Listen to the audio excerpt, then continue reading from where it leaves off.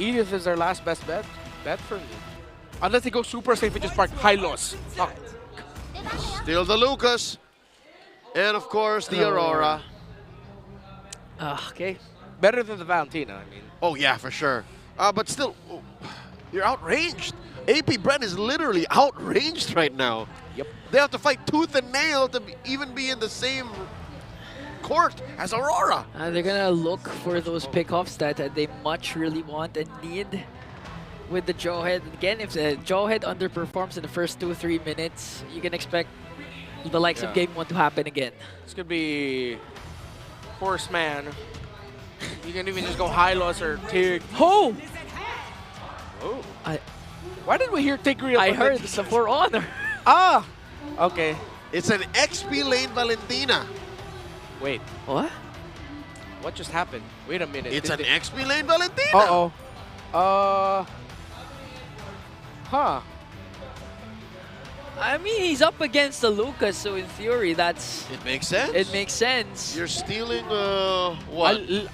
Unleash the Beast? I literally heard For Honor. Yeah, as a Tigreal main, I can confirm. That's his voice line. It'll work too, but... No, maybe that's a new Valentina feature, you know? It's like I am you. It's like, For Honor, surprise, it's Valentina. Ult in the draft. I am you, I am them. Huh. We're waiting for word, ladies and gentlemen, if it indeed is the Valentina. And we are not pulling back, folks. This is the draft that Aurora ended up with. You mentioned a while ago that for AP BREN, it's not the time to experiment up against Aurora.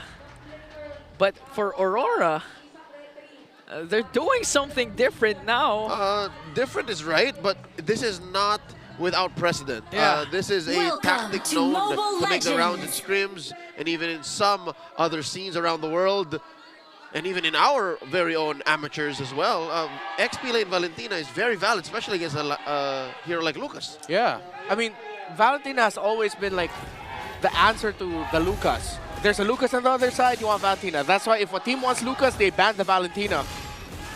Aurora just decided to lean hard on it. It's like, we need a Valentina? Okay, put it in the EXP lane. Yeah, but you're giving Gekedot a lot of targets to work with that don't have Purify as well.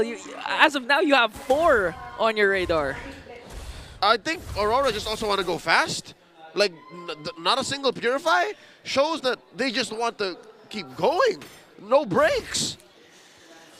Game 1 concluded in 10 minutes and 19 seconds, and Aurora can match that again if an early snowball will ensue here for Demon Kite and the Domin Kite, the Kite brothers. So let's see. Okay, so for Renegade, he was seems like he was hovering the Tigreal. That's why we heard the voice line. And the very last second, switched it up to a Valentina pick, and that's why we're here now. And here's Aurora. They are playoff secured, so this is them showing us what the meta can bring us. Gekedot with the throw. James Pax with a stun in the first blood. A weaky shadow kill coming in from Demon Kite. Not gonna get a pick off there as AP BREN finds a kill. That was a half-heart engagement. Renegade had no chance of survival. It looked like Aurora did not know what to do, even if after they got AP BREN's members down. Good start here for AP BREN. And you saw how Der was actually playing that laning phase. He made it so that, yes, not yet level 4, the Valentina probably won't play into that, but he just really wanted to make sure, okay, I'll make sure that Edward wouldn't be able to help. Oh! Ooh, late reaction. Just one more second. Yeah, Gekedot walked into that shrub. He also wanted to go back and recall, but he was like, all right, let me go back. Wait a minute. And then he completed the recall animation for Demon Kite. You know, I'm actually interested if Yue gonna go for the rapid boots to have that booster kind of Farsa to try and control the mid lane. So let's see if that's what Yue has in store for us. Unleash the Beast coming in from Edward. 2 animals! Nothing's gonna happen so far, but there you have it. Edward Valentina on the XP lane. That's a TKO. Edward sent back Der. And yeah, given Der has extra health, that was a dominant move by Aurora. They're still calling the shots. Feels like when Blacklist debuted a Valentina jungle to counter a Kai jungle back in the day in Season 10. Except this time around, it's Lucas and Unleash the Beast. So far in the laning phase. Okay, so that's the itemization that Edward's decided to go for tough boots. He knew he needed the crowd control time reduction, but then also going for leather jerkin so that he has a little bit more physical defense on him. Again. Oh! Fast. Oh. All right. Demon Kite playing with the range. Again, the build that Edward has right now, not just for this Valentina, but in general, is a symptom of the meta. Like, people just keep building these random casual defense items. Yeah. And even that's what Ben Things actually mentioned a while ago, but now they're targeting the Silent Kid. A beautiful initiation from the Northern Lights. Yeah, and with the gold lane getting pressured, EXP can't win because Lucas is getting controlled in the lane by a Valentina. That's why I'm a Lucas hater, yo. And a Valentina lover if it's in the right spot. Turtle number 2 is up, and currently it's getting bulldozed by AP BREN. Still no moves for Aurora to contest. Remember how I was saying in the draft that I would like to see a Lucas for Aurora? I did not expect this. You got what you asked for. I got what I asked for, but just a different version of it. It's Lucas at home. But apparently Lucas at home is actually great. Better. Better even, yeah. Might be better in the long run, but just like what happened during game number 1, Demon Kite and the rest of Aurora is not afraid to trade out the turtle for those engages, for those invades. That's why they're still holding on to a 750 gold lead. Shizu, early cast of the Zaman Force, working on the gold platings, but Demon Kite as well as Yue cast the Feathered Airstrike to zone them out. That is Aurora once again regaining control of a game that they've seemingly lost. Oh. Gentlemen, this is deja vu. 5 minutes in, it looks like they're poised to get that last turtle. Oh! Kite, point blank Quella.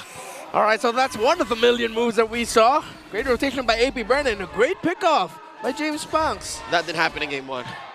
Already we're branching off of a timeline. Yep. James Spanks just showing why he's still feared and revered. A beautiful pickoff onto Dominkite. Didn't have enough time to cast that flicker because that Queller, as you mentioned, point blank, literally connected in the face. Now here comes Edward, gets stunned out by Chomskirt. Still wanting to put a lot of pressure onto the mid lane. Down bottom. Okay, Shizu up against Ren and Jay and Dominkite. He's gonna disengage. Demon Kite was able to cast a Wiki Shadow Kill! Wow, Demon Kite! He took Hekadot with him up top. And now they're trying to trap and work on Edward. James Spanks was able to pick up a kill, but Demon Kite literally was one missile away from getting shut down by Kekadot. Able to press the ultimate just in time. But a great rotation topside means that Edward will be able to push us up. The last time Valentina was playing the XP lane was in MPL Philippines Season 10 by Der, who was in Onyx Philippines at that time.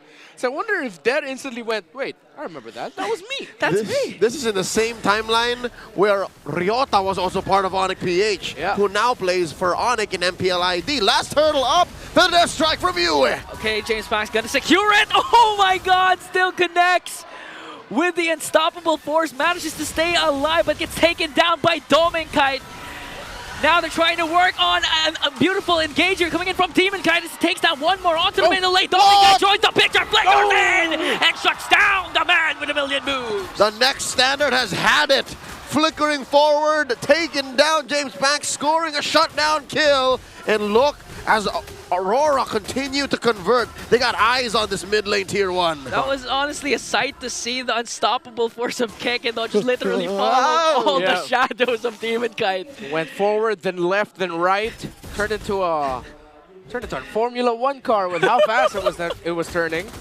So Aurora have a slight lead here in the gold. I like the Dreadnought armors, not full building it, holding onto the anti-cuirass, and they're going for other items as well. Brute Force breastplate for the Valentina again because he's playing it like a Lucas. And even if he's not in the Unleash the Beast form, wait. Passive! Demon Kite secures it with one Wiki Shadow kill. Chomskirt 0-2-1 in the middle lane, and now they're gonna transition up top once again. Yue with a Feathered Airstrike to zone out. Edwards as well with a Shockwave Blast, and they're gonna work on the top lane turret. Aurora just going on the map where they will and taking the objectives that they have their eyes on. AP BREN are struggling.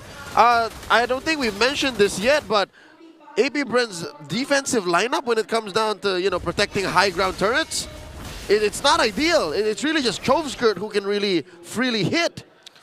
Heading into this week, James Banks promised the Bees we will make it to the playoffs. Right now, Aurora are outplaying them, making it look like that promise is going to be a near impossible task to fulfill. As one of the teams already secured for the playoffs is, to put it bluntly, schooling AP BREN right now. Rotations, pickoffs, on point, timings, and again, helped and supplemented by Lucantina in their EXP lane. Lucantina, I don't think I've ever seen Edward pick up anything besides Unleash the Beast. And that's the scary part. You have a lot of options, the Frigid Glacier, even the Unstoppable Force. If Edward tries to be versatile enough to do those, but Renegade with the Conceal, they're going to work on Kekedon. Unleash the Beast from Edward onto the back as Yue picks up one more. Edward! Shizu not being able to free hit, got separated from the clash. Edward's going to sacrifice himself for the greater good. They're going to get a Lord. Zoned out by the Valentina. That does not feel good. Edward falls, but they got the Lord and will get a lot more crowd control because of a Demon Kite. Another Wiki Shadow kill. They're going to try and share the damage. They're going to be able to out-sustain it though, but again, Aurora still has control over the First Lord. And with the 3K gold lead, they might want more than just an inhibitor turret. It looks like they're going to take it slow here. Lord spawns up top. They're securing their jungle. They're securing their buffs. And the thing that's got to fall is mid lane tier 1. Like, not many big moves will happen if Aurora don't take down this tier 1 in mid. Now they're setting their eyes again on the mid lane. I think they're going to be able to do it though, because right now AP BREN's going to be forced back to their own base. Demon Kite also working on the bottom lane, so all minion waves will eventually be pushing in at the same time. 10-minute sync. Aurora have it figured out. There's 2 more tier 2 standing, mid and bottom, and AP BREN have to split their attention. Something's got to give here. I'm reckoning at least a couple Holy Shields are popping. Well, see, maybe even Aurora can pop all of them. They can pressure top and mid first and then go for bottom a little bit later on. That's 2. Oh, it looks like, yes, it looks like it's going to be 3. They pop all the Holy Shields. There it is. So even the sub-objectives have gone. AP BREN are literally just holding on for dear life inside their base. So that's the 3. Get 3 Holy Shields for Aurora. Edward continuing to get the Unleash the Beast, and I'm just excited on what else can Edward be picking, because so far the Unleash the Beast has been phenomenal. We've seen Edward zoning out 5 members by himself, but that'll be it. You don't need anything else. Nope. That's it. That's all the ingredients you need to get cooking. Again, in the draft, I was saying Aurora would do very well with a Lucas on their side. They did it through cosplay, through a Valentina. And that's more than good enough, because after Unleash the Beast, he's already in close range. He can also deal like what? 1 quick or 2 quick bursts of magic damage before he eventually falls down. Maybe even maximize those dashes he has as a Valentina to get away. It's a fantastic pick. It's perfect. You know, one thing to work, AP BREN needs to work on is the positioning, really, because prior to during the first Lord take, it seems like they were all separated, specifically Shizu wasn't in the picture when Edward was zoning them out. Fortunately, they were able to take down Edward, but they used up a lot of resources just to bring down a Valentina XP lane. And that is according to plan for Aurora. They knew exactly what was going on, and AP BREN, they're still here thinking, was that efficient enough? Was that worth it? They can't even consider contesting for this Lord. Imagine what that feels like for James Banks, who, by the way, in Game 1, Demon Kite played one hell of a Suyo. Now here he is. He can't even split push. Look, top lane is slow pushing a fat, chubby red wave. Kick it out with a flicker. There's the throw, plus the Frigid Glacier, but a killing spree coming in from Dominkai. They're trying to clap back by bringing down the Hitman, but there might be next on the chopping block. A beautiful ultimate coming in from Dominkai. Now James Banks already used up the Red Tea coming in from Demon Kite, working on you, but a stun! And a triple from the last Raider, the smiling demon, Demon Kite. Curse of Crow's doing work, and because of that, I think this is where we say, that's it! And that is it for the Northern Lights. A fast game to cap off our day number 1. Another point eludes AP BREN as Aurora sweeps 2-0.